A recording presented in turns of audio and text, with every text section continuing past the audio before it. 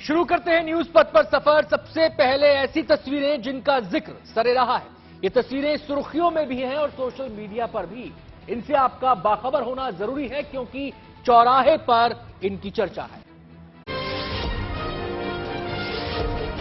बागेश्वर धाम के प्रमुख आचार्य धीरेन्द्र शास्त्री का मोर के साथ डांस करने का एक वीडियो सोशल मीडिया पर वायरल हो गया। कहा जा रहा है कि ये वीडियो अहमदाबाद का है, जहां वो दिव्य दरबार के लिए ठहरे हुए हैं। इस वीडियो को बागेश्वर धाम की ओर से सोशल मीडिया पर शेयर किया गया। इसमें दिखाई दे रहा है कि धीरेन्द्र शास्त्री मोर के सामने अपने हाथों को मोर के पंखों की तरह ऊपर उठाने की भी कोशिश कर रहे हैं।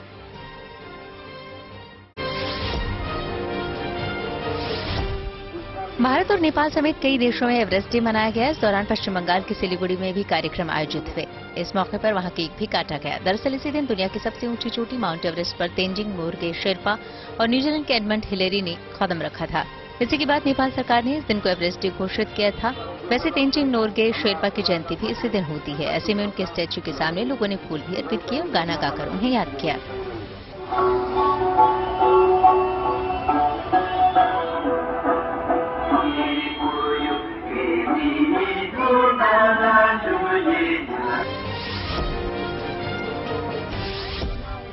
रेल मंत्री अश्विनी वैष्णव असम के गुवाहाटी पहुंचे, जहां उन्होंने मां कामाख्या के दर्शन किए। इस दौरान उन्होंने मंदिर में पूजा अर्चना भी की। एक दिन पहले ही अश्विनी वैष्णव वहां रेलवे स्टेशन पर कुल्हड़ में चाय पीते हुए नजर आए थे।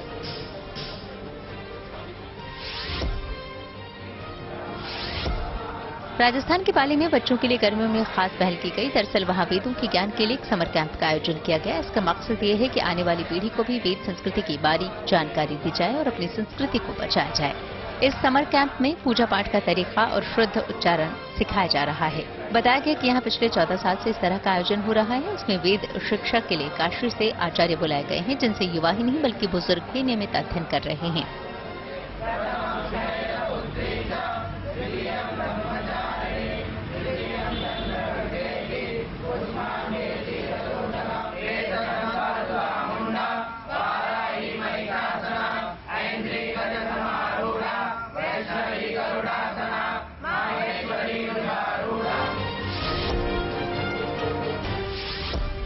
महाराष्ट्र के नांदेड़ में एक किन्नर की काफी तारीफ हो रही है। दरअसल श्रेजल ने 12वीं की परीक्षा पास कर ली। इसमें उसे 62% अंक हासिल हुए।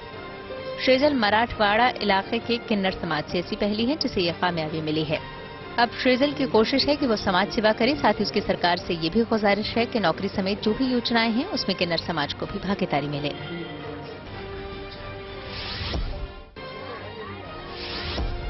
राजस्थान के पाली में एक शादी सुर्खियों में आ गई। दरअसल वहां दूल्हा 25 रिश्तेदारों के साथ 13 दिन तक अपने ससुराल में ही साफा लगाकर बैठा रहा। बताया गया कि 2 हफ्ते पहले शादी से ठीक पहले दुल्हन अपने एक दोस्त के साथ चली गई थी। इसके बाद लड़की के परिवार वालों ने वादा किया कि वो लड़की को कहीं से भी ढूंढ कर लाएंगे और शादी करवाएंगे। लड़की पक्ष के इस वादे के बाद दूल्हा 13 दिनों तक अपने कुछ रिश्तेदारों के साथ वहीं डटा रहा। इस दौरान लड़की के परिवार ने खाने पीने का पूरा खर्च उठाया।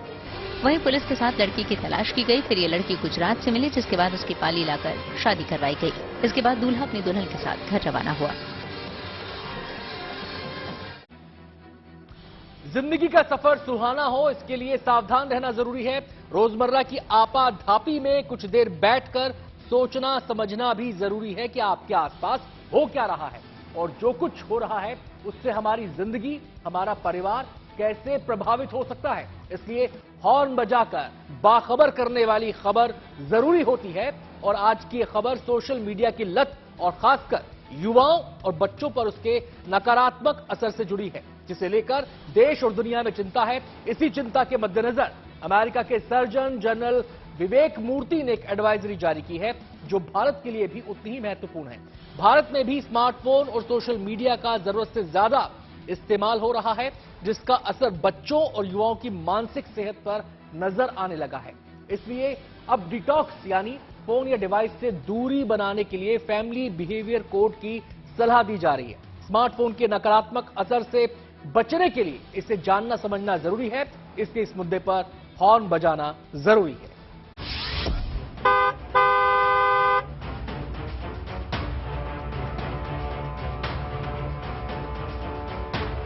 हाथ में स्मार्टफोन आने भर की देर है, उसके बाद सोशल मीडिया की सम्मोहक दुनिया का दरवाजा खुल जाता है। ये दुनिया जितनी अपरिचित है उतनी ही आकर्षक भी। बस एक क्लिक की जरूरत होती है और सामने इंद्रधनुषी रंगों वाला संसार होता है जिससे गुजरते हुए वक्त का पता ही नहीं चलता। लेकिन डॉक्टर्स मानते हैं कि सोशल मीडिया की लत कई तरह की मानसिक समस्याओं की वजह है। अमेरिका के सर्जन जनरल विवेक मूर्ति ने एक एडवाइजरी जारी करके इस पर रोक लगाने की सलाह दी है। साथ ही सोशल मीडिया के लिए फैमिली बिहेवियर कोड बनाने पर जोर दिया है। इसलिए जरूरी है कि इस समस्या को लेकर हॉर्न बजाया जाए।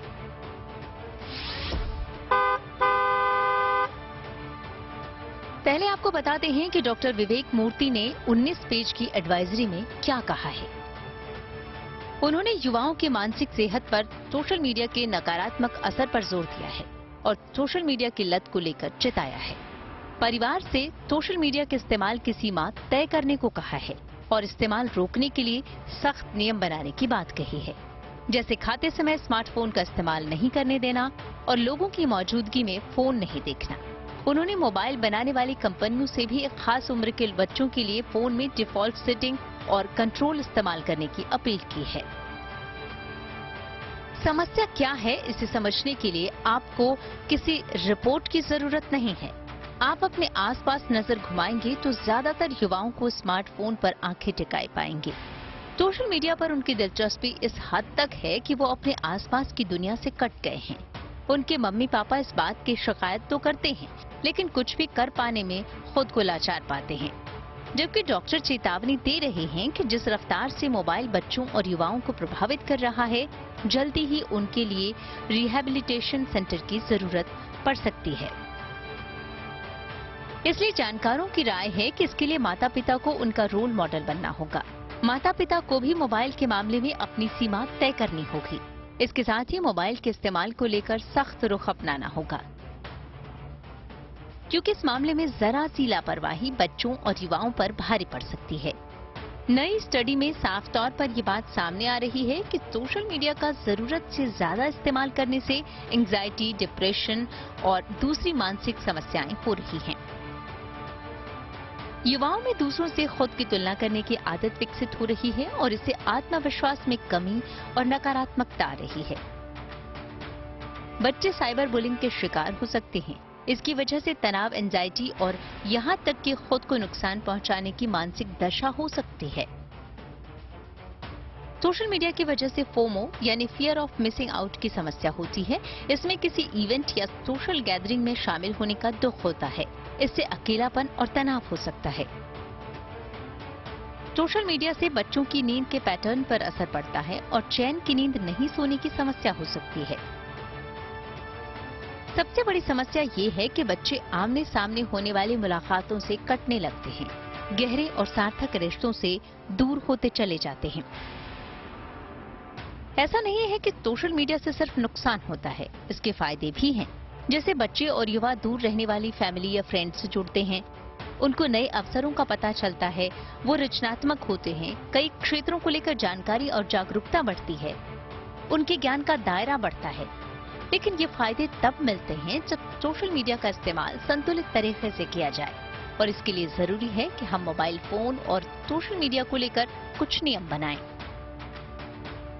सोशल मीडिया को लेकर बच्चों से खुलकर बातचीत करें, बच्चों को इसके फायदे और नुकसान की जानकारी दें, सोशल मीडिया के उनके अनुभव सुनें, उनके इस्तेमाल के घंटे तय करें, खुद सोशल मीडिया पर ज्यादा समय देना बंद करें, घर में एक जगह और समय तय करें जब सोशल मीडिया का इस्तेमाल नहीं होगा। साथ ही इस बात पर नजर रखें कि बच्चा क्या देख रहा है। इस तरह का फैमिली कोड बनाकर सोशल मीडिया का संतुलित इस्तेमाल किया जा सकता है। इसलिए खुद भी पहल करें और दूसरों को जागरूक करने के लिए हॉर्न बजाएं। Bureau report, good news today. Smartphone और सोशल मीडिया का संतुलित इस्तेमाल क्यों जरूरी है और इसमें फैमिली बिहेवियर कोड कितना कारगर हो सकता है, इसे लेकर हमने बात की डॉक्टर स्वाति माहेश्वरी से। आजकल सोशल मीडिया पे हम देख रहे हैं कि filtered, unfiltered, original, fake, censored, uncensored तरह का कंटेंट हर वक्त अवेलेबल रहता है। इसको देखते हुए सभी पेरेंट्स को सतर्क होने की जरूरत है और खास तौर से जब हम बच्चों की बात करते हैं तो हमें ये देखने की जरूरत है कि बच्चे सोशल मीडिया कंटेंट को कितना ज्यादा कंज्यूम कर रहे हैं, कि पूरे दिन की जो उनकी दिनचर्या है उसमें कितना वक्त वो सोशल मीडिया के ऊपर बिता रहे हैं। खास तौर से हमें ये भी देखने की जरूरत है कि क्या खाना खाने के वक्त या जब बच्चे जो है अपनी पढ़ाई करते हैं उसके बीच में या कोई घर की फैमिली एक्टिविटी कोई हो रही है तो उसके साथ क्या वो हर वक्त सोशल मीडिया के ऊपर तो नहीं लगे रहते या उसी में एडिक्टेड तो नहीं हो रहे हैं। ये डेफिनेटली ध्यान देने की जरूरत है और साथ ही एक पाबंदी लगाने की बच्चों के ऊपर जरूरत है कि कितने समय तक, कितनी देर के लिए वो सोशल मीडिया का इस्तेमाल कर सकते हैं और किस तरह के कंटेंट को वो देख रहे हैं, ये भी मॉनिटर करना बहुत ज्यादा जरूरी है। खासतौर से हमें ये देखना चाहिए कि बच्चे के बिहेवियर में क्या फर्क आ रहा है, वो किस तरह की लैंग्वेज यूज कर रहा है, किस तरह के उसके विचार हैं। साथ ही बच्चे जब दूसरे लोगों के सोशल मीडिया कंटेंट देखते हैं तो उसको देख करके उनके अंदर एक फोमो जिसे हम बोलते हैं, फीलिंग ऑफ मिस्ड आउट वाली फीलिंग आती है कि दूसरे घरों में ये हो रहा है या उस बच्चे के पास ये है, हमारे पास ये नहीं है। तो इस तरह की जो ये बहुत सारी धारणाएं बच्चों के मन में सोशल मीडिया से बन रही हैं, इसको पेरेंट्स को रेगुलेट करने की बहुत ज्यादा जरूरत है और एक सतर्क निगाह बच्चों के ऊपर रखने की जरूरत। राजस्थान में पायलट और गहलोत के बीच सुलह की कोशिश में है कांग्रेस आलाकमान। चलते हैं न्यूज एक्सप्रेस वे पर, जहां देश की कुछ और जरूरी खबरें मौजूद हैं। प्रधानमंत्री मोदी ने पूर्वोत्तर को बड़ी सौगात दी। उन्होंने वंदे भारत एक्सप्रेस को ऑनलाइन हरी झंडी दिखाई। इससे असम के गुवाहाटी से पश्चिम बंगाल के न्यू जलपाईगुड़ी के बीच यात्रियों का सफर आसान हो जाएगा। इस यात्रा में 5 घंटे 30 मिनट का समय लगेगा, जबकि अभी तक 6.5 घंटे में ये सफर पूरा होता था। इस उद्घाटन कार्यक्रम के दौरान पीएम ने कहा कि इससे पूर्वोत्तर में पर्यटन और कनेक्टिविटी को बढ़ावा मिलेगा।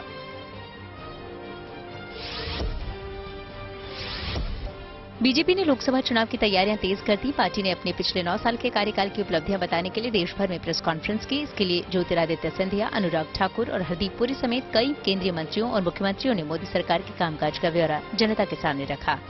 पार्टी नेता अगले 1 महीने तक ऐसे ही देश भर में प्रेस कॉन्फ्रेंस करेंगे।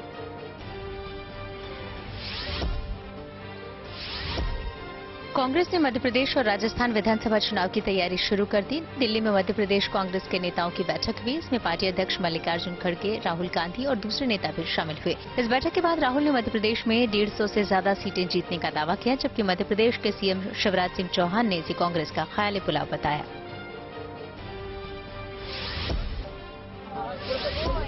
मध्य प्रदेश के भिंड में वायुसेना के एक हेलीकॉप्टर की खेत में इमरजेंसी लैंडिंग हुई। इसमें सवार पायलटों ने बताया कि तकनीकी खराबी की वजह से ऐसा करना पड़ा।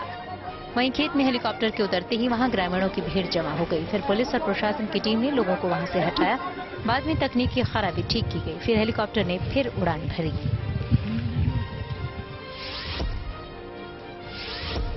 हिमाचल प्रदेश और दिल्ली समेत उत्तर भारत में मौसम का मिजाज बदल गया। कई जगहों पर बारिश हुई, जिससे मौसम एक बार फिर सुहाना हो गया। इस बारिश की वजह से तापमान में भी हल्की गिरावट दर्ज की गई। मौसम विभाग के मुताबिक दिल्ली में आने वाले दिनों में भी हीट वेव का सामना नहीं करना पड़ेगा। साथ ही उसने राजस्थान और उत्तराखंड के लिए भी बारिश का अलर्ट जारी किया। अब रुख करते हैं प्रगति मार्ग का, जहां ऐसी खबरें हैं जो देश की तरक्की, प्रगति और लोगों की काबिलियत दिखाती है। देश के कई राज्यों में दौड़ रही वंदे भारत एक्सप्रेस ट्रेन अब नॉर्थ ईस्ट में भी चल पड़ी है। पीएम मोदी ने नॉर्थ ईस्ट की पहली वंदे भारत को हरी झंडी दिखाकर रवाना किया। मोदी सरकार पूर्वोत्तर राज्यों के साथ कनेक्टिविटी बढ़ाने के लिए लगातार कोशिशें कर रही है। सड़क और हवाई मार्ग से लेकर रेल मार्ग के जरिए पूर्वोत्तर को देश के बाकी राज्यों से जोड़ा जा रहा है।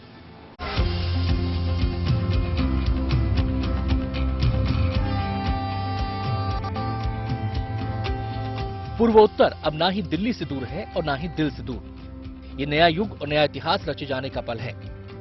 प्रधानमंत्री मोदी ने जैसे ही रिमोट का बटन दबाकर वंदे भारत एक्सप्रेस को रवाना किया, ये क्षण ऐतिहासिक हो गया, क्योंकि पीएम मोदी ने केवल एक नई वंदे भारत एक्सप्रेस को झंडी नहीं दिखाई, न ही सिर्फ असम को वंदे भारत की सौगात दी, बल्कि पूरे पूर्वोत्तर को एक बड़ा तोहफा दिया है।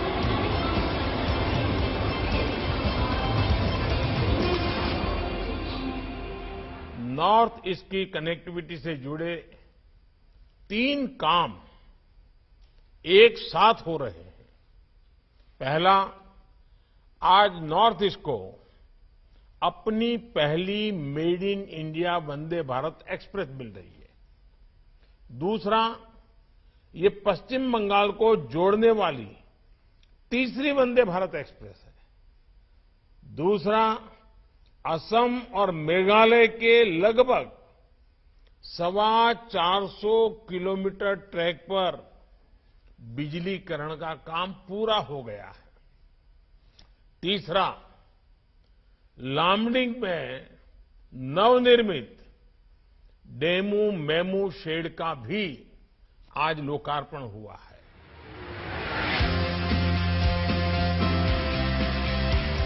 दरअसल सरकार के लगातार प्रयासों से पूर्वोत्तर भारत विकास की नई इबारत लिख रहा है।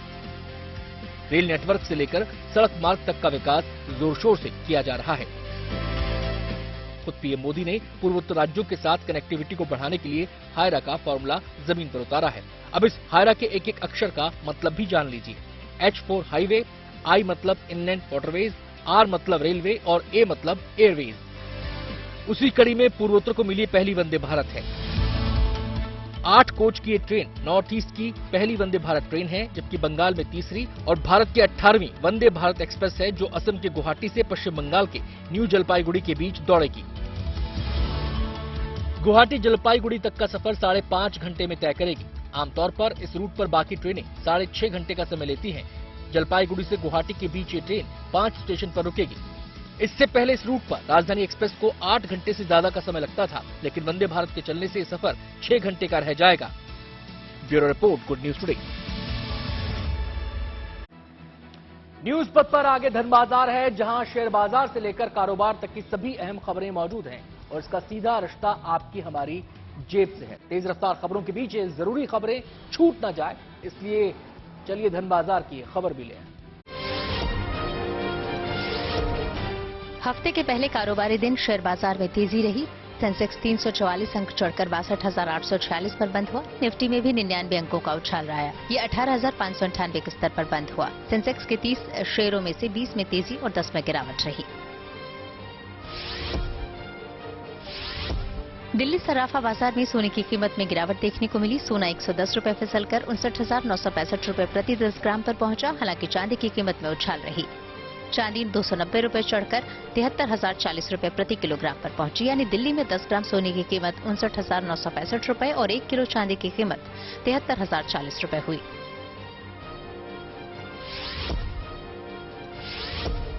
सीबीआई ने British multinational aerospace and defence company Rolls Royce PLC और उसके अधिकारियों के खिलाफ केस दर्ज किया। कंपनी पर 24 हॉक और 115 एडवांस्ड जेट ट्रेनर एयरक्राफ्ट की खरीद में भ्रष्टाचार का आरोप है। रोल्स रॉयस के अधिकारियों के अलावा इस मामले में भारत के अन्य अज्ञात सरकारी कर्मचारियों और निजी व्यक्तियों के खिलाफ भी मुकदमा दर्ज किया गया है। सीबीआई उन लोगों से जल्द नोटिस जारी कर पूछताछ कर सकती है। 2003 में 66 हॉक 115 एयरक्राफ्ट की खरीद को मंजूरी मिली थी। 3.31 लाख करोड़ डॉलर की वैल्यूएशन के साथ भारत फिर से दुनिया का 5वां सबसे बड़ा इक्विटी मार्केट बन गया है। इस साल की शुरुआत से भारतीय इक्विटी मार्केट के मार्केट कैप में 330 अरब डॉलर की बढ़त हुई है। इस लिस्ट में यूएस 44.54 ट्रिलियन डॉलर के मार्केट कैप के साथ टॉप पर है। इसके बाद चीन दूसरे स्थान पर है।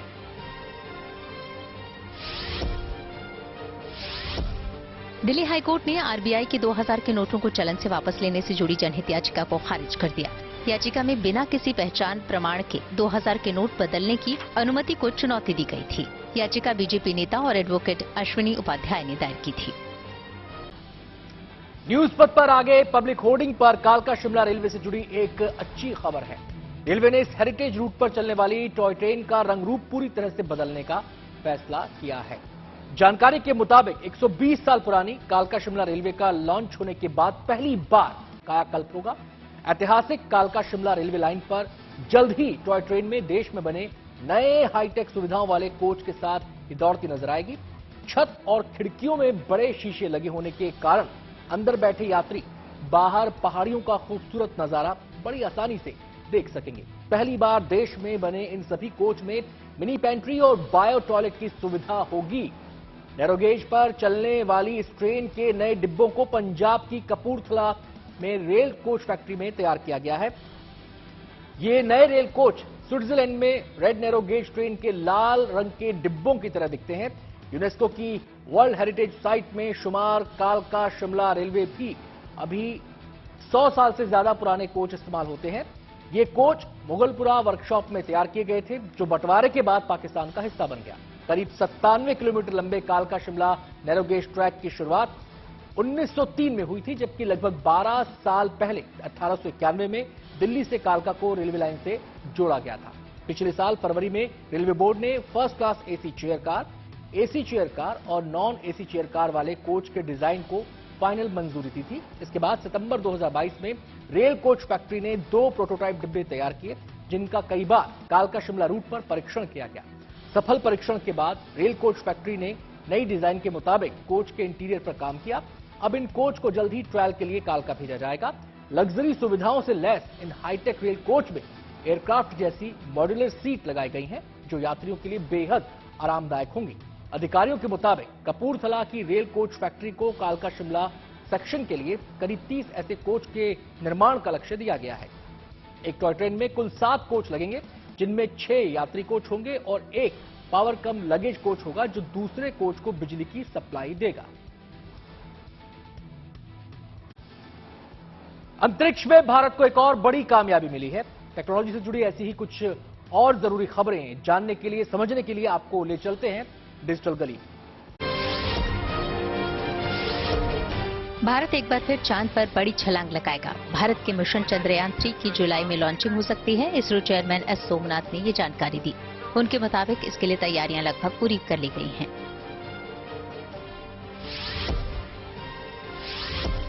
अंतरिक्ष में भारत के नाम एक और उपलब्धि दर्ज हो गई। इसरो ने आंध्र प्रदेश के श्रीहरिकोटा से नेविगेशन सैटेलाइट NVS-1 लॉन्च की। इस सैटेलाइट से सेना, नौसेना को सरहद की निगरानी में बड़ी मदद मिलेगी। चीन मंगलवार को पहली बार अपने एक नागरिक को अंतरिक्ष में भेजेगा। इस मिशन में कुल 3 लोग शामिल होंगे, जिन्हें अंतरिक्ष में भेजने की तैयारी पूरी कर ली गई। अब तक अंतरिक्ष में भेजे गए सभी चीनी अंतरिक्ष यात्री पीपुल्स लिबरेशन आर्मी का हिस्सा रहे हैं। न्यूज पथ पर अब सोशल अड्डा पर थोड़ा रुकते हैं और आज के मुद्दे पर लोगों की राय जानते हैं। सोशल अड्डा में आज का मुद्दा है AI तकनीक का दुरुपयोग।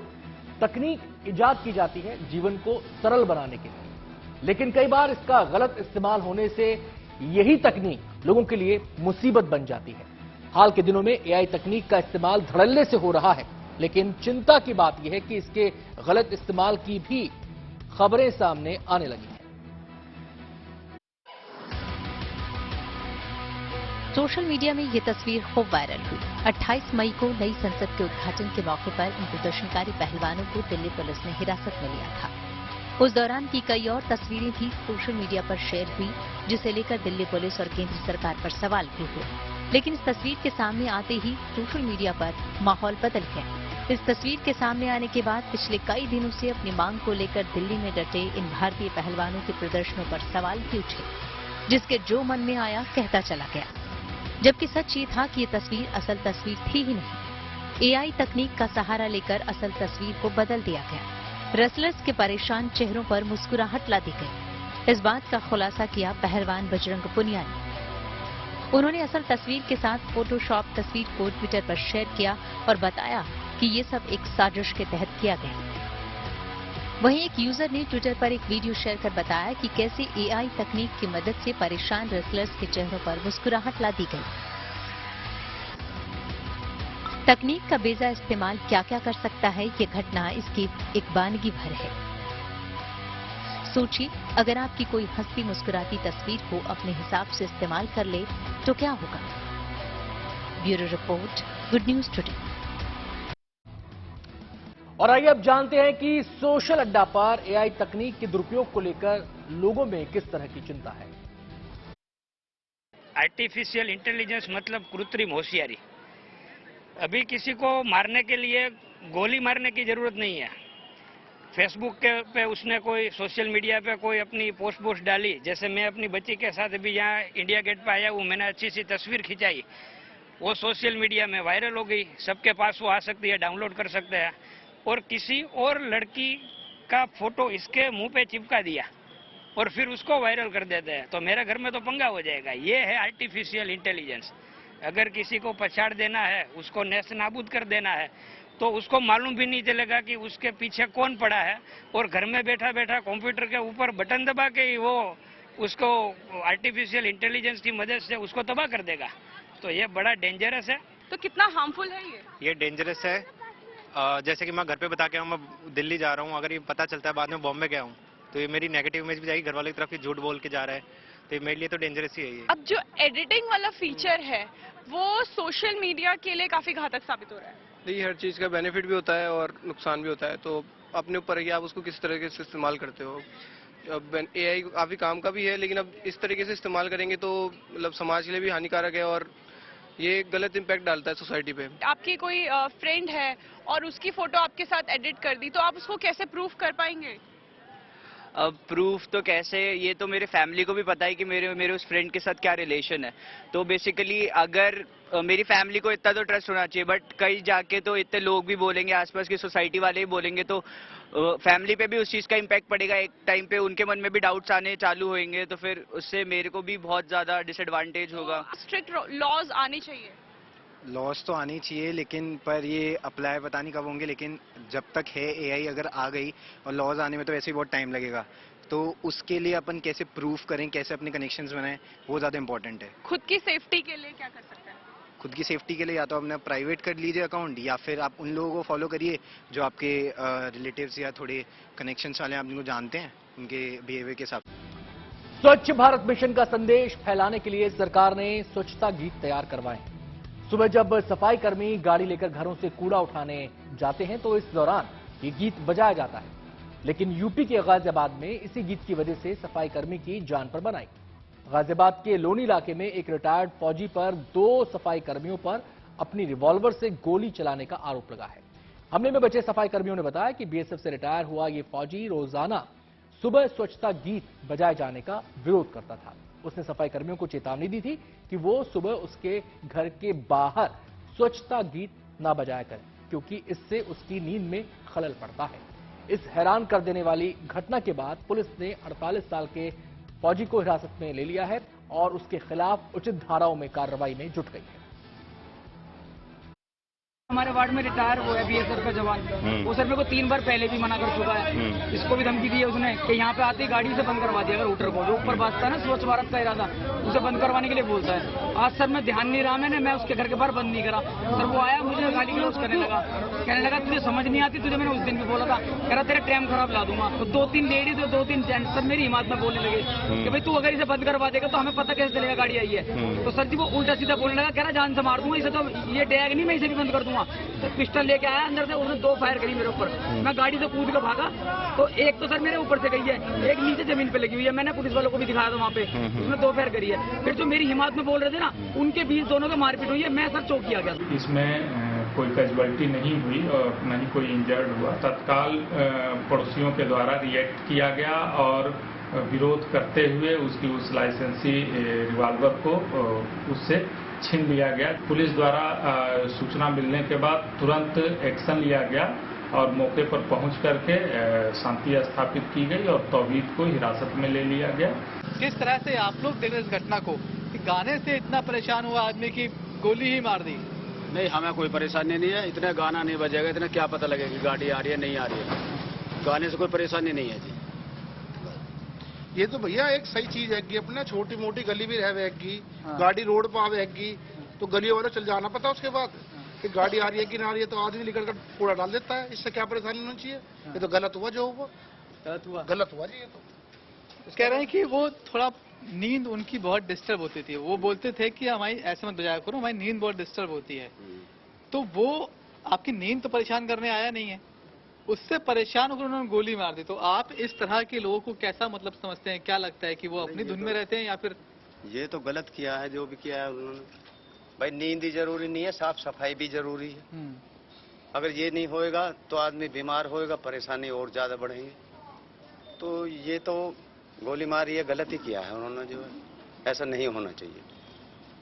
क्या बहुत सुबह आते हैं क्या वो लोग जो आप लोग की नींद डिस्टर्ब होती है? नहीं, सुबह काय को आते हैं वो तो करीबन 8-9 बजे के करीब आते हैं। और देखो गाना नहीं बजेगा तो पता कैसे पड़ेगी कि भैया कूड़े वाली गाड़ी आ गई है। वो आएगा तो ऐसे चला जाएगा, फिर उसको वैसे गाली मिलेगी। इस साले का पता ही नहीं लगता कि आया और वो चला गया। तो ये तो एक आदमी की अपनी मानसिकता है, जो उन्होंने ऐसा काम करा बहुत ही गलत करा है, ऐसा नहीं होना चाहिए। एक्सप्रेस से आगे रुख करते हैं सियासी ढाबे का, जहां आज की सबसे दिलचस्प खबर मौजूद है। केजरीवाल को लेकर कांग्रेस में जबरदस्त कंफ्यूजन है। केंद्र के अध्यादेश के खिलाफ केजरीवाल चाहते हैं कि कांग्रेस संसद में उनका साथ दे। 2024 के लिए विपक्ष का साझा मोर्चा बनाने के लिए भी तकाजा है कि कांग्रेस केजरीवाल के समर्थन में खड़ी हो। लेकिन दिल्ली और पंजाब कांग्रेस को आम आदमी पार्टी किसी भी कीमत पर मंजूर नहीं। ऐसे में सवाल है कि कांग्रेस क्या रास्ता निकालेगी।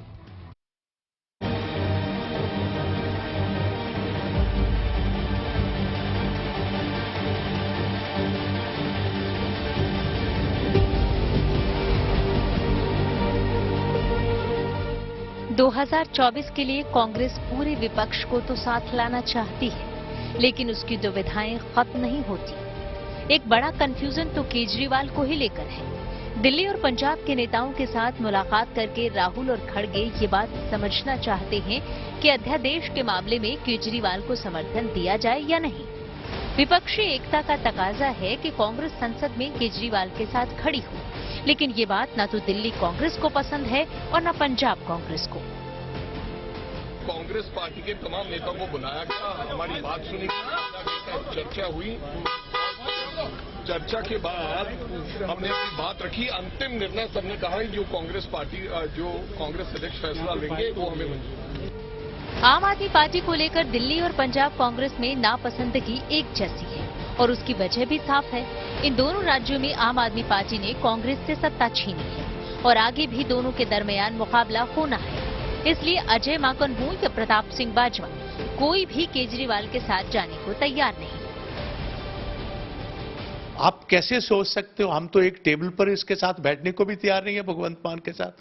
कैसी लाइंस की आप बात? ये हमें पूर्ण फेथ है और हमने तो क्लियर कट इसमें लिखा है कि एक वुल्फ इन शीप्स क्लोथिंग में है, इससे भेड़िए से बचकर रहिए। ये सारा नुकसान देश का भी करेगा और आपका भी करेगा।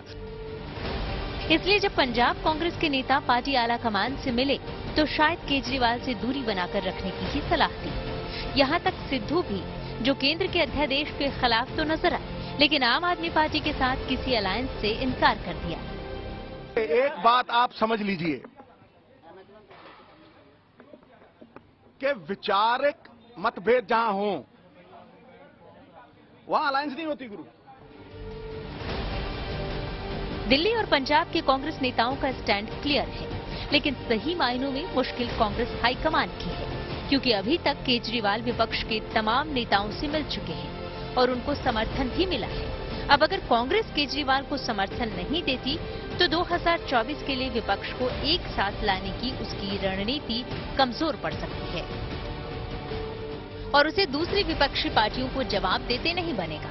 दूसरी बात यह है कि कांग्रेस की सहमति के बाद नीतीश कुमार विपक्षी पार्टियों को जोड़ने की मुहिम में जुटे हैं और उनका समर्थन केजरीवाल को है।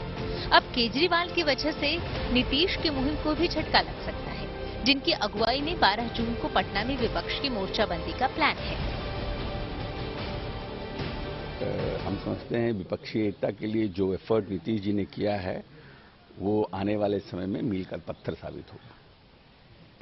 पहले तो नीतीश बाबू 12 जून के साथ साथ 25 जून का आह्वान करें कि उस दिन प्रायश्चित करेंगे गंगा का बालू, गाय का गोबर और गंगा जल से, कि जिस नीतीश कुमार 74 के आंदोलन के उपज रहे और आपातकाल में जयप्रकाश के नेतृत्व में निकल के आए और आज वही कांग्रेस के साए में घूम रहे हैं, प्रधानमंत्री का ख्वाब देख रहे हैं। बहरहाल नीतीश की अगुवाई में विपक्ष की इस मोर्चाबंदी में कांग्रेस भी शामिल है और माना जा रहा है कि नीतीश कुमार को ममता बनर्जी का भी समर्थन है। ऐसे में केजरीवाल को लेकर कांग्रेस का रुख अहम हो गया है। कांग्रेस अगर अध्यादेश पर आम आदमी पार्टी का समर्थन करती है तो उसे पंजाब और दिल्ली में अपने नेताओं को समझा पाना आसान नहीं होगा।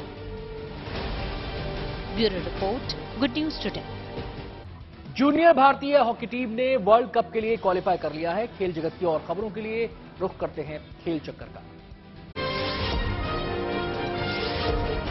वर्ल्ड टेस्ट चैंपियनशिप फाइनल के लिए इंग्लैंड पहुंचे भारतीय खिलाड़ियों ने अपना अभ्यास शुरू कर दिया। इसमें विराट कोहली, मोहम्मद सिराज, उमेश यादव, चेतेश्वर पुजारा समेत कुछ दूसरे खिलाड़ी शामिल रहे। यह खिताबी मुकाबला 7 जून को ऑस्ट्रेलिया के खिलाफ लंदन के किंगस्टन ओवल में खेला जाएगा।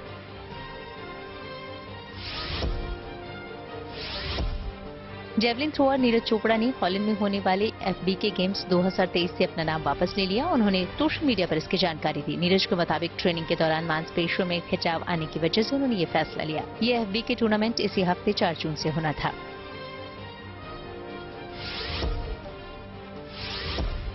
दिल्ली में पहलवानों के प्रदर्शन के बीच रविवार को हुए विवाद के बाद अब जंतर मंतर पर धारा 144 लगा दी गई। पुलिस ने साफ किया कि वहां पहलवानों समेत किसी को भी प्रदर्शन की इजाजत नहीं होगी। धरना स्थल पर जाने को लेकर पूरी तरह से रोक लगा दी गई।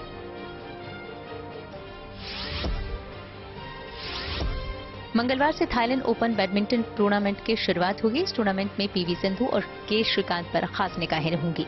सिंधु पिछले हफ्ते मलेशिया मास्टर्स के सेमीफाइनल जबकि श्रीकांत क्वार्टर फाइनल तक पहुंचे थे।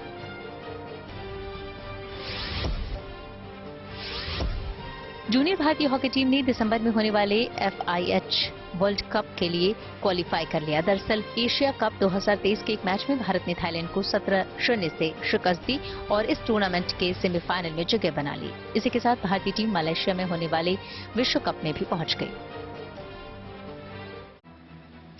न्यूज बत में आज इतना ही। कल फिर होगी आपसे मुलाकात ढेर सारी खबरों के साथ। फिलहाल इजाजत। आप देखते रहिए गुड न्यूज टुडे। नमस्कार।